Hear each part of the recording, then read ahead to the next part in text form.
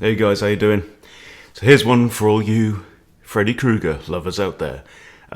We have a Russo going into Lucchini and a textbook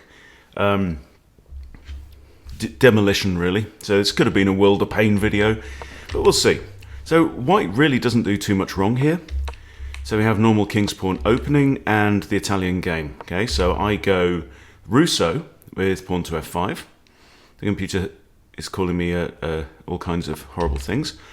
And opponent responds with d3, very kind of natural move. The bishop's already outside the pawn chain. Let's finish our pawn chain. Let's unleash the dark squared bishop. What's wrong with that? Okay, so the Lucchini gambit is here. So you can get this from the gioco piano, you know, if d3 and then f5 as well, with both bishops here. So it's a different move order to get into the Lucchini. But Italian players won't see this that often. Okay, and this is really what you're hoping for. They decide to charge in with the horse and target f7. Okay, so when they do this, you block off, you shut the gate, you shut the stable door behind the horse once it's bolted with pawn to f4. This breaks the bishop's, got fluff hanging in my face, breaks the bishop's defense of the knight, pretty much forcing the knight, which is now on prise and hanging, to come in for the kill. So the next move, queen h4. So clearly we are now threatening checkmate on the next turn. And suddenly everything starts to go Pete Tong for white. And castles is a blunder. Now, and you need to know what to do in this situation, okay? We forget about this rook. This rook is just a lure into our trap. So, what do we see? Right, so we've got the bishop here. Now, this pawn is in an absolute pin and cannot move. So what we do now is knight to f6.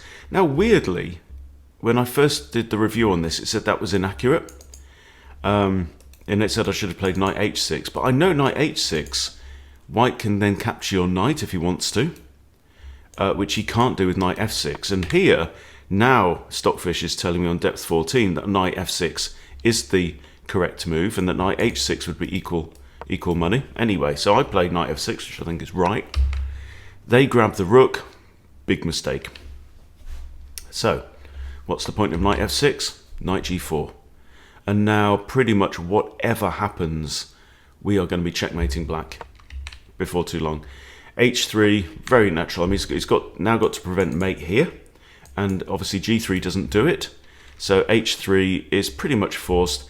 The only other things he can do would be like delay tactics, like bishop h7 check, or actually queen taking the knight.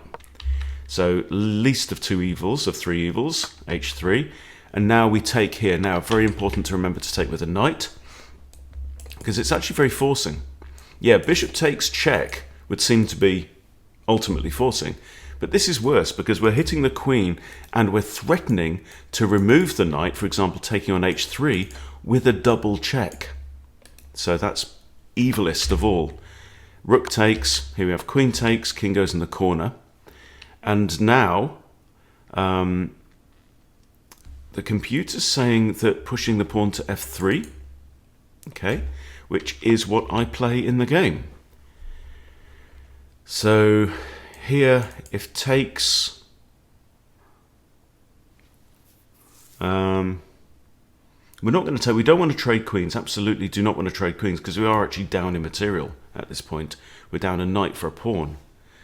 So if they take, yeah, then we proceed with unleashing the other bishop. That's the point. Okay, so they do take. I play d4. Sorry, d5. The computer says, yeah, it's changed its mind again. It was saying d6 looks good, but d5 is best.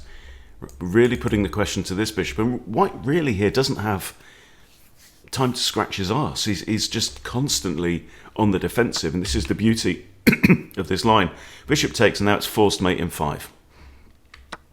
Okay?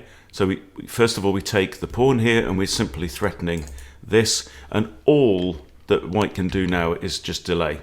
Right, so give a check with the bishop, I come here, give another check, I block it, takey, another check, and it's checkmate. There you go. So beautiful, beautiful line.